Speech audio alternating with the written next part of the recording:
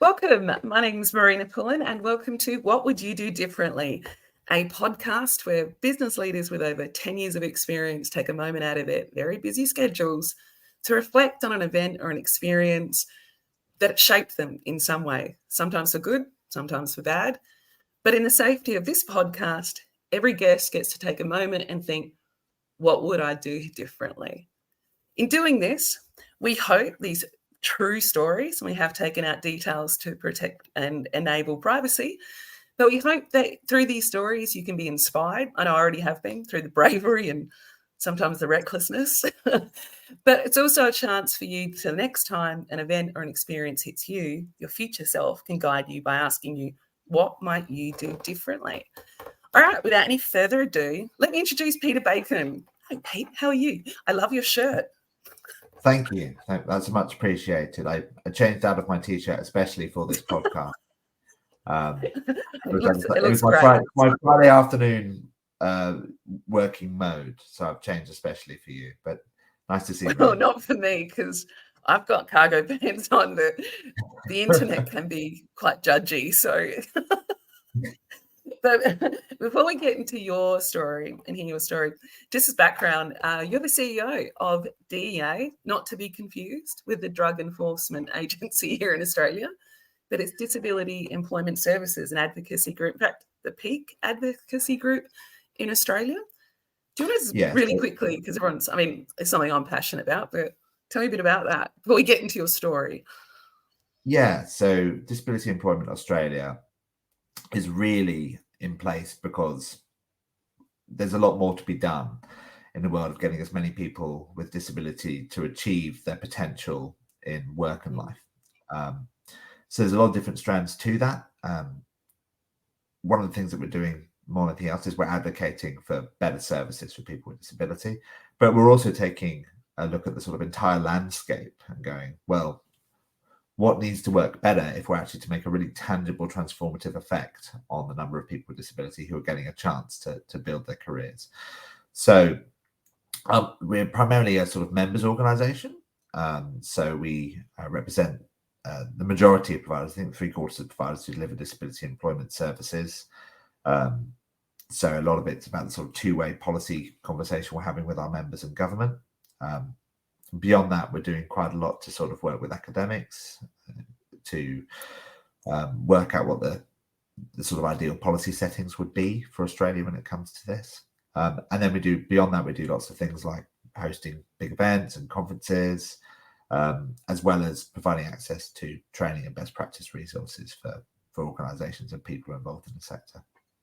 Good for you. I've been lucky enough to meet you face to face, and we've had chats, and the passion is palpable and positively infectious as well. So, all right, I'm excited for your story, and I was lucky enough to hear your story earlier in the week. So your story to me is all about love. It's this weird transformation story about love and all different elements of it. So I'm not going to take any more time. I'm going to hand it to you to tell everyone your story. Yeah, I suppose when you told me about this podcast, I thought, well, what are the things that I really have messed up in my career? And there's definitely a lot of times when I've messed things up, but I think the things that really scare you are the things where you're not just messing up at work, but you're in danger of messing up your life as a whole. Like, you can always go and get another job. Well, most of the time you can, but it's hard if you ruin your life by the way that you're dealing with things.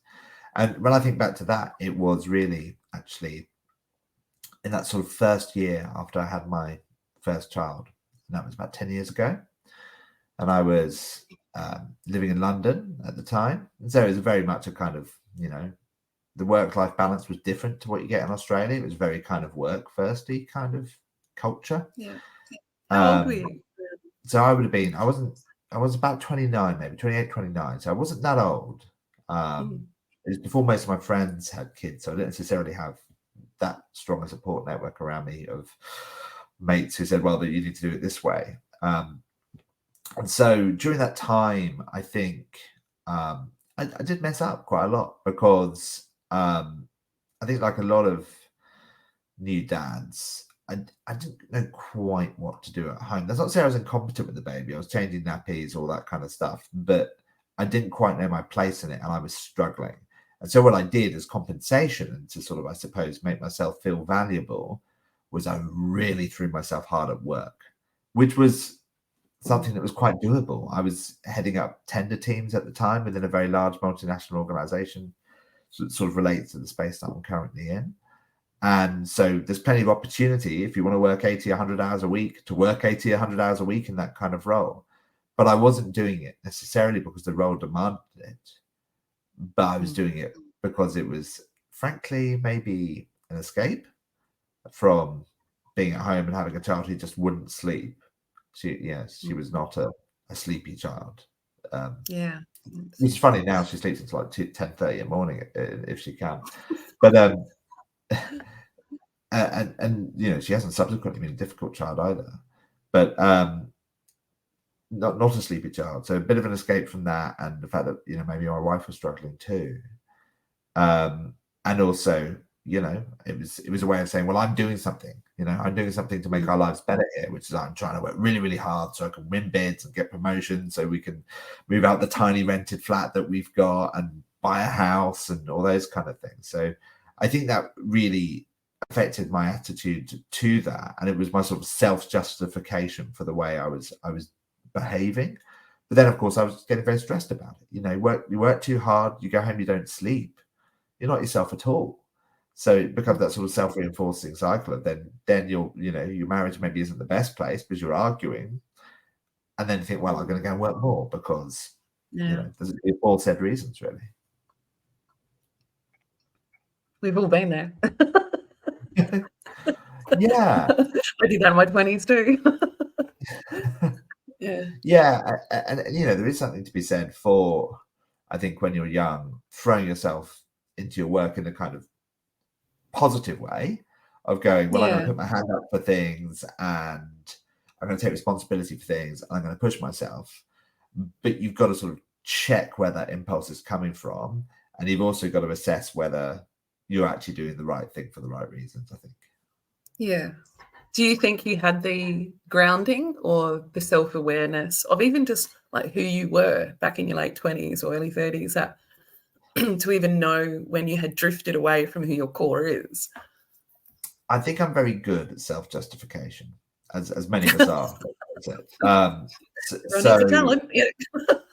Yeah, absolutely. And I think you, like in anything, you sort of start with a set of assumptions and you end up with your logical conclusion. But if your assumptions are faulty, then you end up with some faulty conclusions, and then you keep telling that to yourself until the point where you can't tell that to yourself anymore, and you have to then examine the assumptions. So did I know myself well enough? No, probably not.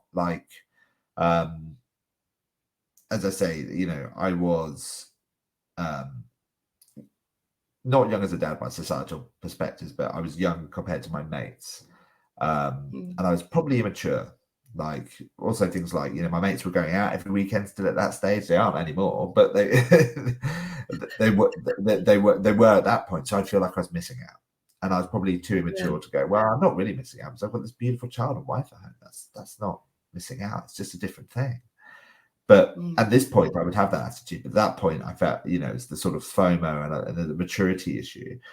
And so, as I say, I created a set of assumptions around my life that sort of helped me self-justify. The set of assumptions are like, we need more money because, we kind of did. We're living in a flat in London. We're living in a flat in London. We were renting it. It wasn't the best flat in the world, even, let alone being able to afford a house within reach of work. That seemed like I'm not for money, and that seemed like a pipe dream to me. So that was one assumption: is we need more money. The second is, if I work hard, I will at some point earn more money. Again, that's not a completely stupid assumption either. No. So then, and the third one was kind of, frankly, it wasn't meant to be gendered, but it's probably rooted in some of those gendered norms of, well, she can, she doesn't have to work at the moment, so she can look after the baby, and I'm going to go out and I'm going to do the things that I can to set our family up in the best way possible going forward. So some of that isn't, strictly speaking, selfish. No. Albeit there was a selfish element in it, but it's a set of assumptions that led me to a behavior which was selfish in nature. And I think that's interesting in itself. So I think I didn't know myself well enough, or I didn't necessarily have my priorities set well enough that my starting set of assumptions was quite right. And, I compare that to when we had a second child, when I was already kind of suburban dad, owned a house, that kind of thing. So 5 years later, and I had a different set of assumptions around what I needed to be for my family, and I did it all better. So I think it's actually an interesting point is, well, what are the sort of governing set of assumptions that you put around your life? Because that's how the logic flows from there. It's like a financial model or a design piece or anything like that. It's just the same thing. Yeah. It's a hard one, isn't it? Because when you think about your 20s, you actually are a different person. Yeah. And so you're a reflection of your experiences and your knowledge. So even that context it's not faulty at all. It's just different. And your capacity to deal with some of those life experiences is really different as well. Well, if I think about it now, so I'm nearly 40 now. And if you go, well, that was the midpoint between that and me being a child from this vantage, and probably I was at that midpoint, or maybe slightly closer to being a child than I am now. That's a good way to put it. 10 years before that, I could barely talk to girls, and then 10 years after that, actually, when you think of it, So there absolutely is a maturity element, but this is also a piece of, I think it's interesting in that I look at my behavior during that period where I was being snippy, I was working too much, I wasn't leaning in at home, anything like the way I do now. And I go, actually, that was unacceptable. I wasn't giving my wife the right support, all those kind of things. In an earlier generation, would I ever have examined that set of assumptions? Because it was the done thing. And that's maybe an interesting question is, we sort of exist at an interesting point in generationally what men should be and all that kind of thing. You mentioned that you got kids who are looking at podcasts which maybe pointing them in the wrong direction, but it is hard, and it is something you have to work through. What, as a man, is your role in this? What should you be?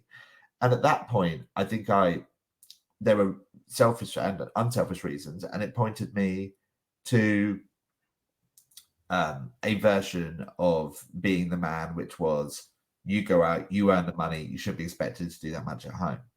So it's interesting in the context, I think, of where we're at. I think when we were talking, like, your intentions were sound. But that saying that the road to hell is paved with good intentions. It's a good one. I'm not saying that it was hell, but this idea that you're driven through intention, whether it's through career achievement, being a breadwinner, and filling a role that maybe you've had in your head of what a traditional man in that circumstance should behave like. But then the actions sort of rolled out a bit, I don't want to say the word destructive, but they probably didn't really enhance much of that time of your life. But they may have enhanced where you are now, which is where it all gets very confusing. Like, they might have. I would argue perhaps it didn't actually, because. Sorry, I just. That's why you take a water, because we're about to get to the point where I have to say, what would you do differently? I've just got a little bit of cold. We both. I'll start again. Let's just get it out. It's hard because you hold it back and then it all comes out. I know, it gets worse. It's like most things. Yeah, true enough, isn't it? That's an apt metaphor. I think the thing about that point around my self-justification is that if you look through history, most people who do bad things in life don't do it because they think they're doing a bad thing. I gotta have to say. I'm not laughing at you. That's terrible. It's awful. Yeah. I did this yesterday at one point too. It just hits you. It's not COVID. Oh man, my eyes. The people see the edit and they see my eyes are watering afterwards. They'll think I'm emotional. I'm so emotional. I'm not. I'm fine. I just got a cold. Anyway, edit that bit, please. I got really emotional when we talked about it. I was like, oh, it's the nicest story. All right, I'll go again. So I think, yes, that's right. My self-justification didn't necessarily come from a bad place, or exclusively a bad place. But history is, I like history, and history is littered with people who built a kind of model of self-justification that allowed them to commit the most heinous acts. You look at people who sort of did bloody revolutions and that kind of thing. I mean, they didn't necessarily think they were doing a bad thing, but nevertheless they did it because they set up a kind of moral universe in which they were doing the right thing, regardless of how perverse it seems, or just fundamentally wrong or evil it seems to us now. So yes, the road to hell is paved with good intentions, but it plays out in minor ways too in people's lives. How do people go off and have affairs? Well, it's because they say to themselves, well, I'm not doing something wrong because, my significant other kind of, has forced me to do this in some way. It's fundamentally a wrong thing to do, but people justify things to themselves by creating a moral universe in which they're still the hero. And now I look back at that period and I look at my moral universe and I go, well, I wasn't the hero of that piece. I wasn't necessarily an arch villain either, but I could have, if I'd had my head screwed on, behaved in a way that was more appropriate. I could have supported my wife more. My wife, who is, Australian, and she was living in England, didn't have anyone around her apart from me. I could have. So what would you have done differently? Yeah. I think it's such a love story. I like these stories. So yeah, well, I suppose the long story short is we are still together. So I did manage to break out. Yeah, don't break my heart. No, we're doing really well. It's still very much in love, and we've now got 2 kids and all those kind of things. So I did break out of it at some point. And it's easy to say, oh, I had an epiphany. I was on the road to Damascus and there's some Deus Ex Machina came along and changed. I'm like, no, that wasn't really it. I think it was probably just maturing into it a little bit, which helped. Small babies are hard. I've had lots of mates who become parents since, and I've given them this kind of advice: is small babies are hard. Don't expect you will fall in love with the baby pretty quickly, but don't expect that you're immediately going to love everything the baby does, because you're not. The baby's going to wake you up. The baby's not going to give you anything in return, apart from maybe some vomit on your shoulder. They can't do anything, really. They can't do anything for ages. Small baby is not my favorite phase of parenting. I will be candid about that, because then you get to the other bits when suddenly they can do stuff. They can walk, they can talk, they can show you that they love you, and you start getting that back, and then it becomes that kind of that sort of it's never sort of full reciprocity with your kids, of course, but it's but there is it's a bit easier, and I've got a 10-year-old and a 5-year-old now, and it's still challenging. But if I say, please go and get dressed, they can do that. They can do that. Whether they will do that is an entirely separate matter, but they can do that. And then, so how long did it take you? So I think you mature into it. So I think probably till she was about 1. I talked about that first year as being hard. So there was no real kind of road to Damascus moment where it changed. I think I matured into it a little bit. And I probably had the odd comment, like someone super senior at work said something like, "Oh, I remember that first year, of your kid's life. I remember I did what you're doing. I just went and worked too hard." And then sort of on one hand, I was like, okay, that's that's a bit of, I'm being called out by somebody senior. On the other hand, like, he's a super senior person in a multinational company. I mean, that's that's what he did, right? So it cuts both ways. But I've given the advice to my friends thereafter, which is around, firstly, however hard you're finding it, your wife or partner's probably finding it harder. Because you may go, oh, well, you just have to be at home all day, but she has to be at home all day. That's, she doesn't necessarily, certainly in the case of my wife, she didn't necessarily have any escape from that. Especially when she was away from her support network. And then there are things that physically, men can't do. And again, that will depend on the choices that you make as parents as to how you do that. But in our case, my children are breastfed, so the feeding thing, I was really a bystander. So again, you need to be supportive. And the other great advice, I say great advice, is the advice I give is that thing that's on the tip of your tongue. Like, even, if she's had a pop at you, the thing that you want to say back, that witty retort or that smart remark, don't say it. Leave it in your head. Just don't say it, because no good comes of it. And I do have a sharper tongue than I'd like to have sometimes. I try not to use it. And that period, I was knackered, full of self-justification, and I'd say stuff, and it's like, I look back at it now and I cringe, because I was, I probably can't say that word in the podcast, but it was, it's probably it's incredibly like. I was being I was being a word beginning with D, and maybe ending with head. Like, that's what I was being. A doofus head. A doofus head. That's right. I was being a doofus head. A dunderhead is what I was being. But there wasn't really a moment. It was maturing. It was my child coming out of it, and I suppose what would I have done differently is all of those things. Like, I think I would have.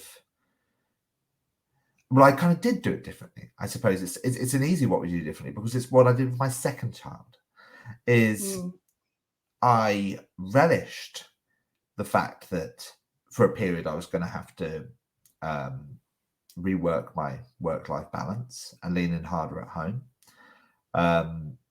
I had an obvious role in it, which was, while the small child's being looked after, we had another smallest child. We had a 5-year-old child, and very much I have a role there, in terms of making sure she's okay, and adapting well to the fact that she doesn't have 100% attention placed on her anymore, and I speak to work around, well, how are we going to make this work-life balance work? Let's have a grown-up conversation about it. I'm still going to do plenty of work. I'll still be productive, but how am I going to make that work? I check with my wife regularly with her mental health to make sure she was doing okay.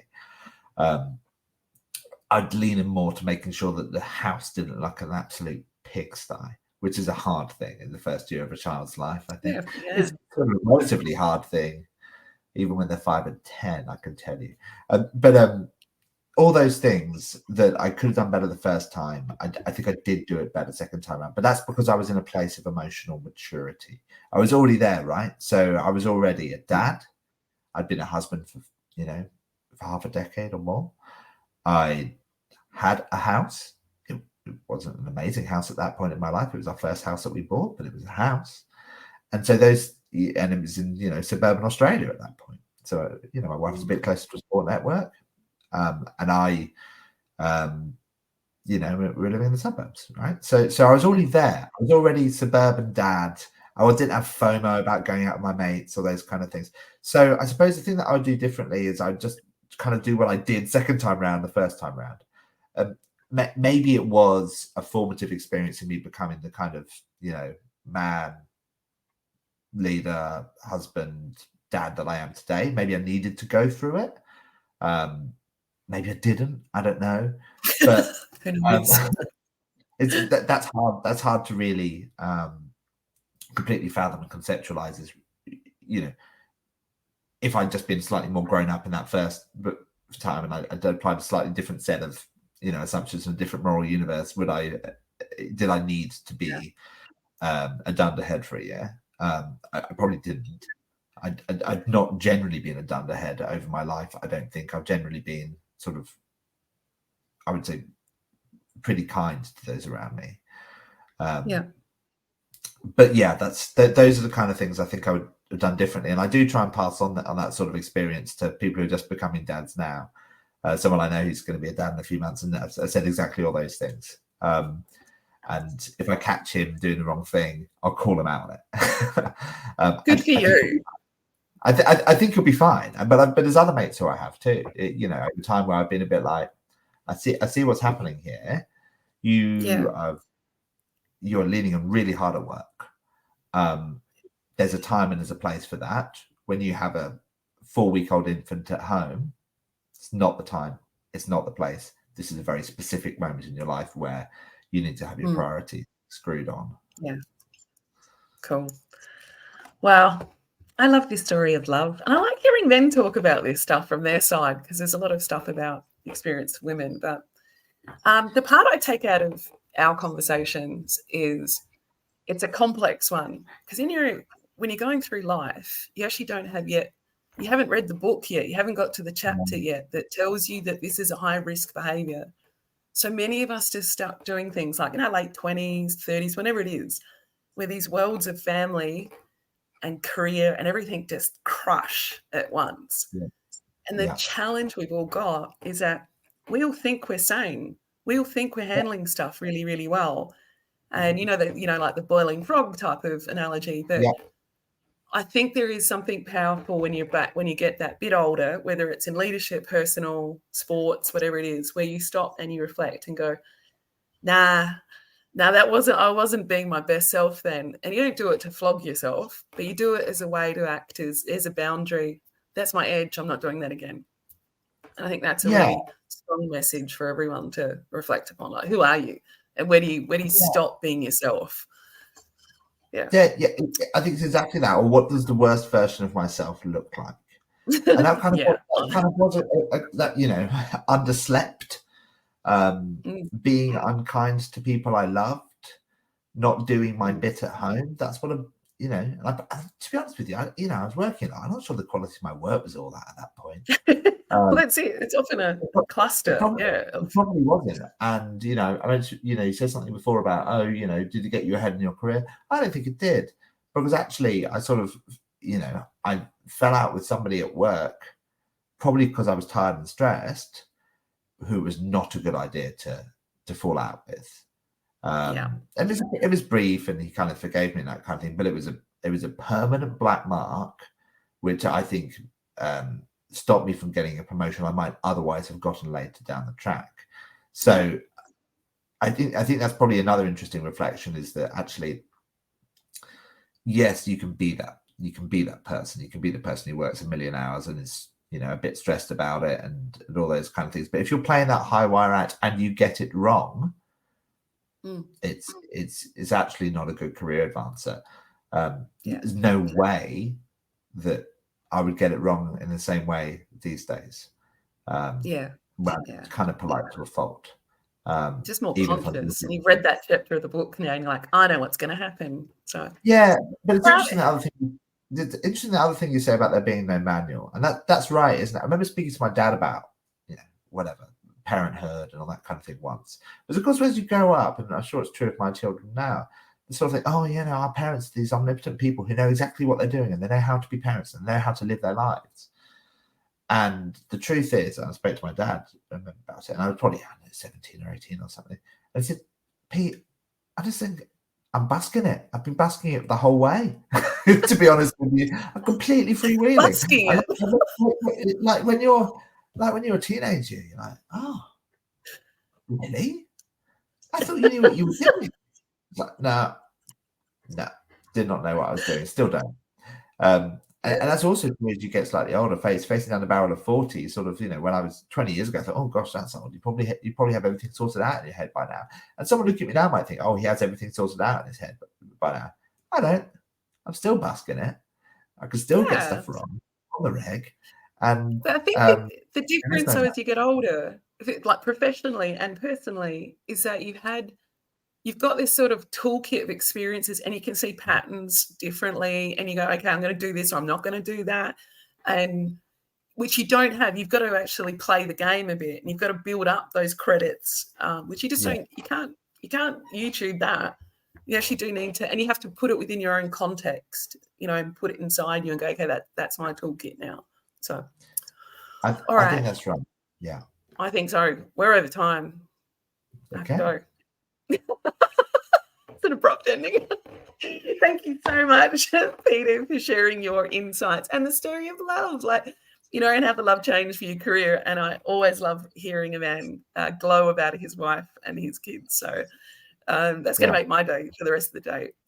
And unfortunately, this won't air before Valentine's Day, but you can just let her know that there's a whole lot of people go, oh, he's so lovely. She might listen or watch the podcast and think it's something by way of a belated apology for how I was at that point. So Let's hope so. Yeah, it's pretty good. It's pretty heartfelt. So yeah, I'll send you a copy so you can send it to her. All thanks, right. Marina. You have a wonderful day. Thank you so much for sharing your story. And it's a nice one. What would you do better? So thank you. Yeah. All right. No problem. Click. I hate